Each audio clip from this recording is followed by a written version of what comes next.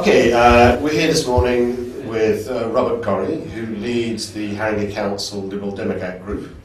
Robert, if the Liberal Democrats come to power on the 6th of May, this would be the first change of power for something like 40 years. Yep. Would you see that the first 4 years for you would be a matter of evolution or one of revolution?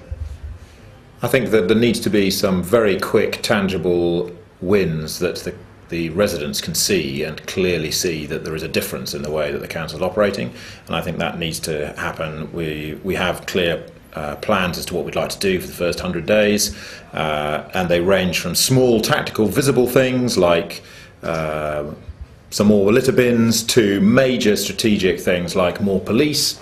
And that's going to be, so that's tangible and quick, and then we're going to end up with longer term things that are going to require the culture of the organisation that is Haringey Council to change, and that I think will be revolutionary, but to be effective will have to happen in an evolutionary way.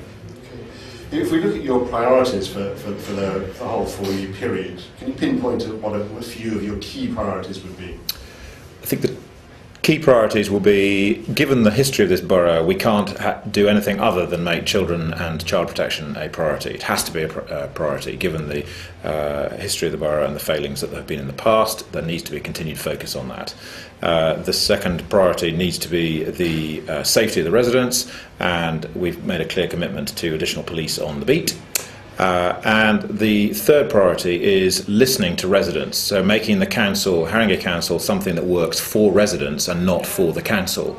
And there's a number of ideas and actions we've put forward in our manifesto about ward councils, about ward wardens, and about the way in which we would wish to operate with our residents. And those range from specific commitments with respect to CPZs, all the way up to general commitments about the fact that we should not be doing anything as a council that doesn't directly benefit our residents. Right, okay.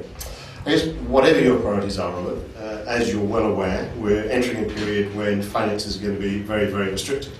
I was told the other day that all the London boroughs will have their budgets cut by between something like 20 and 25%. Do the Lib Dems have any plans on how they might deal with this in Haringey? There are a number of ways in which we're going to have to deal with that.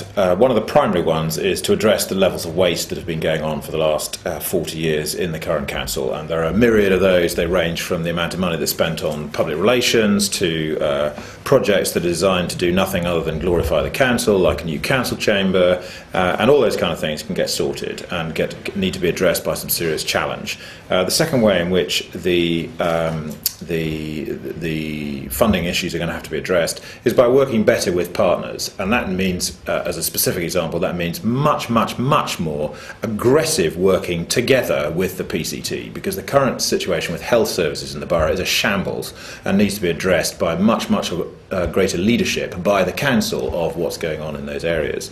And the third thing is the council needs to go through everything it does and say, is this particular activity of any relevance to a resident? And if it's not, then they shouldn't be doing it. And there are a long list of examples of that, particularly in the way in which the council operates as a corporate entity. Any particular services in your sites at this stage? No, because services by their very nature are things that residents use. I mean, most of the services are what you would describe as frontline, and therefore the sort of things that are of value to residents. The things that need to be addressed and need to be worked on are very much the items that are there simply to support the town hall or the political leadership that's there in its place. We've made clear commitments on how much we're going to reduce the cost of the members' allowances and the member support staff. That's a clear commitment in our manifesto as an example of that. Okay. Additional powers are going to be granted to the leader of Haringey Council under the provisions of the Local Government and Public Involvement in Health Act of 2007, if I read my notes correctly. In some conversations I've been having, some people have been expressing fear about some of the powers it gives to the leader. For example, the power to appoint and dismiss cabinet members and to decide how much delegated power cabinet members have. How would a Liberal Democrat administration wield these new leadership powers? A lot better than a Labour one is the right answer, on the basis that as Liberal Democrats we are committed to the idea of supporting the individual and being a group and a team of people, whereas the history of the major parties' leadership of politics and the civic institutions of the country are that increasingly power gets centralised into an individual. So I'm very confident about the fact that my colleagues who get elected with me on May the 6th will hold me to account in exactly the same way as residents do, and if I'm not doing my job as a leader, I won't stay the leader. Okay. There's been quite a lot of talk over the past few years about handing power back to the people. Do the Haringey Liberal Democrats have any big ideas about how this would happen in the borough of Haringey? Definitely, it's a core piece of liberal democracy is that power should be exercised as close to the resident as possible. In our manifesto, there's clear commitments to what we're calling at this stage ward assemblies. We want to be looking at how we can devolve as much of the regular spending of the council to be decided and priorities set at as local level as possible. As examples of where we would be different to the current Labour administration, I think there are two examples of that. One, we have long said we would make the chair of overview and scrutiny a member of the opposition. So the responsibility for chairing the primary council function that scrutinises the administration would be led by the opposition. Okay, which makes for much better critique.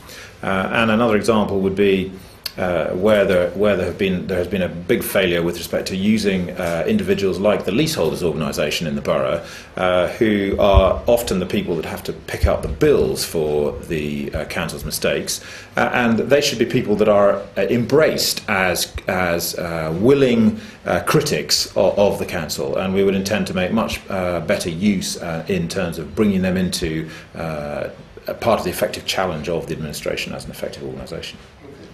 Finally, we've just had a very short time here for some questions. It may be that my questions haven't given you the chance to say everything you want to. So finally, is there anything else you want to add, any message you'd like to give to the voters of Haringey that you haven't had a chance to do so yet? I think the key message would be that the Liberal Democrats represent the opportunity of a fresh start for the borough.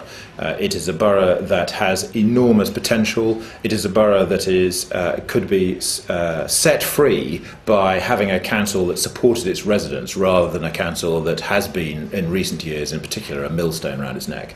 So a fresh start with the Liberal Democrats is a great opportunity for the residents of the borough, and I hope they take that up.